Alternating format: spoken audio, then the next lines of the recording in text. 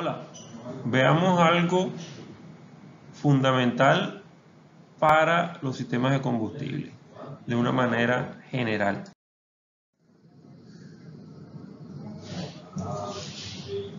Previamente, de manera introductoria, existían los sistemas de inyección mecánicos, que no es más que un sistema de combustible que se basa en la presurización del combustible por una bomba mecánica. Y esta a su vez enviaba el combustible ya presurizado a las boquillas o inyectores en cada sitio, ya sea multipunto, monopunto, etcétera, de las diversas estrategias. Por ejemplo, vemos aquí una bomba de este estilo en un motor diésel. Importante aclarar que existen múltiples tipos de bombas que no son para verificarlas en este momento, por ejemplo como la New Scroll o de tornillos, de manguitos, etc. Un sistema de combustible típico, por ejemplo de los motores 3516, consta de, pues obviamente, un tanque, las culatas, ¿verdad?, donde están cada uno de los puestos de potencia según la cantidad que tenga, en este caso 16. Tiene dos sistemas de filtración, el primero o famoso primario y el sistema secundario. Nota que aquí habla de 2 micrones y en este caso es de un micraje superior. El filtro de 2 micrones o de bajo micraje se encuentra previo a la entrada a las culatas o a los inyectores propiamente. El filtro general o primario se encuentra en la zona de protección de la bomba de transferencia de combustible.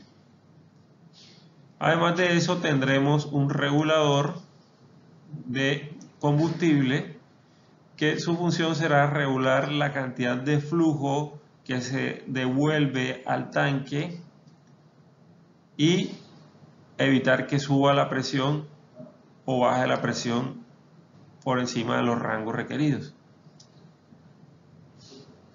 En este montaje también tenemos la computadora o el SM, que es enfriado por combustible.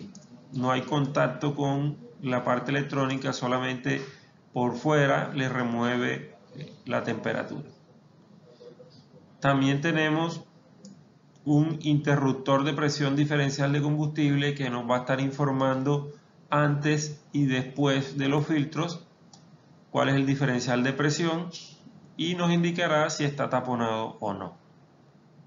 También encontramos con la famosa bomba, entre comillas, de cebado para introducir combustible al sistema cuando éste tenga aire o por primera vez estemos cargando el sistema previo al arranque. Tenemos una válvula de alivio o limitadora de presión en la bomba de transferencia, por ejemplo a 150 psi.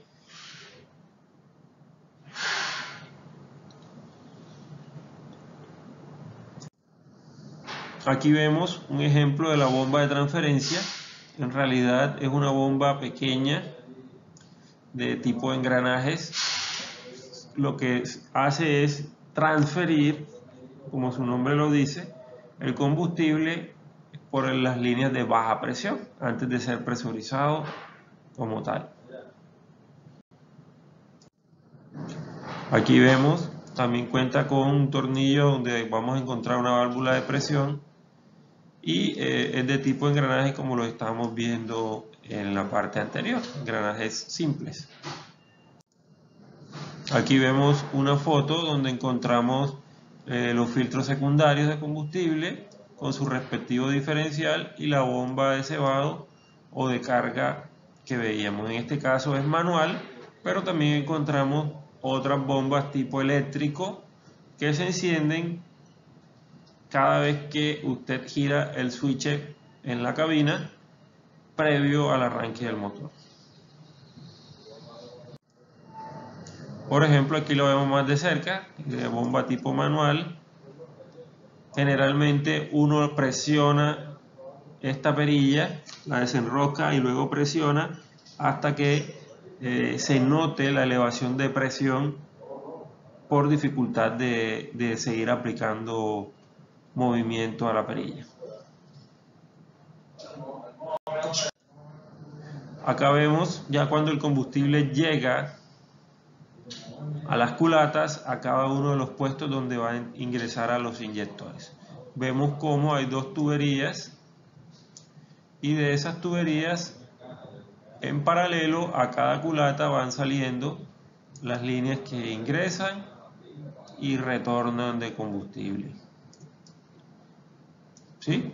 Recuerden que aproximadamente 3/4 partes de la cantidad de combustible que ingresa a una culata o un inyector sale a través del retorno dirigiéndose al tanque. Generalmente esto nos ayuda para tener una mayor capacidad en momentos en que se acelere el motor y además de eso la capacidad de remover temperatura de los inyectores. Recuerden que están colocados en una posición donde reciben las altas temperaturas producto de la combustión. Vemos aquí dos diferentes cylinder heads o la parte superior de las culatas donde está el mecanismo inyector electrónico o mecánico. Noten ustedes que en el mecánico tenemos un sistema de palanca que abre o cierra el inyector. En el electrónico este sistema es reemplazado por la electroválvula. Acá vemos una foto de una electroválvula de un motor EUI o Electronic Unit Injection. Trabaja a 7 ohmios de resistencia y 105 voltios.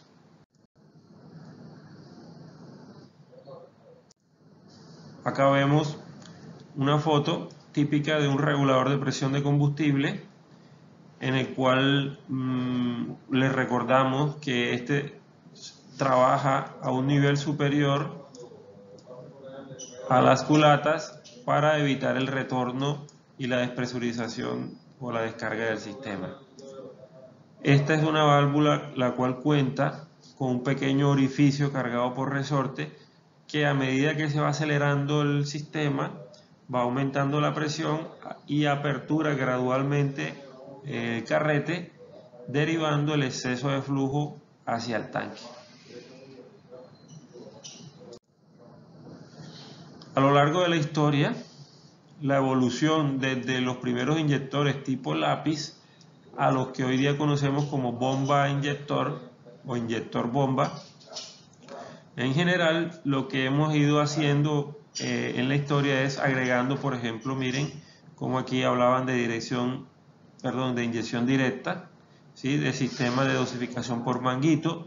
Aquí empiezan a salir las primeras unidades de inyección y a partir de ese momento, que es la clave del éxito, empieza a regular a través de la electrónica con mayor precisión y a través del aumento de las presiones en los sistemas. Y nacen los dos sistemas que hemos venido conversando, HUI hidráulico y el EUI mecánico, electromecánico o electrohidráulico. Recuerden que en alguna parte de la historia este tipo de inyectores tipo lápiz se utilizaba en los motores con precámara de combustión que tenían una bomba y un gobernador. Eran característicos por la menor eficiencia de combustible y la menor tolerancia al sulfuro de combustible, pero así eran más resistentes ante el sucio común y ante el abuso, lo cual nos daba una mayor capacidad de reparación en el taller no especializado. En contraposición, los motores con inyección o unidades de inyección, que llamamos acá inyección directa, ¿sí? Ya sea mecánica, electrónica o hidráulica en su defecto, tienen mayor eficiencia en combustible, que a largo plazo redunda en la economía, ¿sí? Toleran más sulfuro en el combustible, pero necesitan unas mejores capacidades de filtración para evitar el sucio y la contaminación. Y un nivel de reparación más avanzado. A contraposición del tradicional MUI o electromecánico, veamos qué pasa con el HUI o electrohidráulico. En general, la alta presión del combustible siempre disponible independientemente de las RPM y utiliza una bomba hidráulica de alta presión adicional a la bomba de transferencia que veníamos conversando anteriormente. Igual tiene el mismo control electrónico y tiene inyectores precisos para el quemado del combustible. Veamos una curva que nos muestra la diferencia. Si los dos motores inician acá en bajas en vacío, a medida que se van acelerando, vamos a comparar las presiones de inyección y el pico de torque requerido a potencia nominal. Como vemos, el MUI o electromecánico, que es actuado mecánicamente pero controlado electrónicamente, depende 100% o directamente proporcional a la elevación de las RPM. ¿Sí? En su contraposición, una de las grandes ventajas del electrohidráulico es que no depende de la regulación mecánica y por ende de la velocidad. Quiere decir que a través de la electroválvula que controla la bomba, podemos a bajas aceleraciones inmediatamente subir la presión de inyección, con lo cual nos dará mayor eficiencia en el quemado de combustible y la generación de potencia desde tempranas RPM del motor. Además de eso, se produce una estabilización de las RPM en toda la operación. Recuerden, este no depende de mecanismo de leva para el inyector, y el MUI o electromecánico sí depende de los mecanismos de leva para la inyección. Aquí vemos el sistema HUI. De forma rápida podemos ver que tiene una bomba,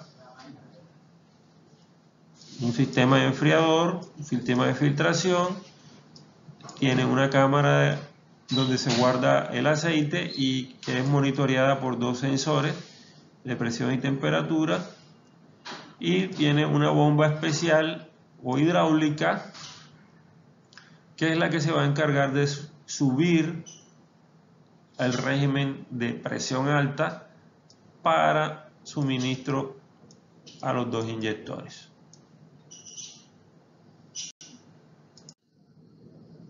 Acá vemos cómo a lo largo de la historia, lo que comentábamos hace un rato, en un punto se empieza a acelerar el aumento de presión en cada uno de los sistemas de combustible, ¿sí? A través de diversos mecanismos, diversas tecnologías, pero queremos hacer énfasis en que este es el gran avance, subir la presión de combustible, con lo cual se aumenta el grado de mezcla del aire con el combustible, ¿sí? Porque se generan micropartículas de combustible que permite que esa mezcla sea más homogénea. En general, nosotros podemos decir que existen diversos tipos de motores que probablemente los más populares son según el tipo de combustible, que es lo que más se diferencia en un motor de combustión. Habíamos hablado de motores gasolina, motores diésel, motores a gas y de policombustibles o mezclas. También se pueden catalogar según el sistema de alimentación. Cuando hablamos de alimentación estamos hablando de aire que ingresa al motor, de aspiración natural o turbo o sobrealimentados. Según los ciclos de 2 o de 4, según el modo de lubricación, por ejemplo, de cárter húmedo, de cárter seco, y motores según el modo de operar, ¿verdad? Que son los mecanismos pistón, biela, cigüeñal o los famosos rotatorios. Dentro de esto, ya subiendo en la tecnología, veíamos que existían los dos que hemos estado comentando, que es el MEUI versus el HEUI y su primo cercano, el motor Common Rail o de riel común de combustible, que a contraposición de los dos anteriores genera alta presión desde el inicio, alta presión de combustible desde el inicio, lo cual vamos a tener las líneas hacia los inyectores con una alta presión. En los dos ejemplos anteriores, el MUI y el HUI, son los casos de los famosos inyectores bomba, los cuales tenemos una bomba que suministra combustible y en el propio inyector se genera una alta presión para lograr hasta 25.000 a 30.000 PSI y mejorar así la combustión. Muchas gracias, espero que aprovechen esta introducción al sistema de combustible.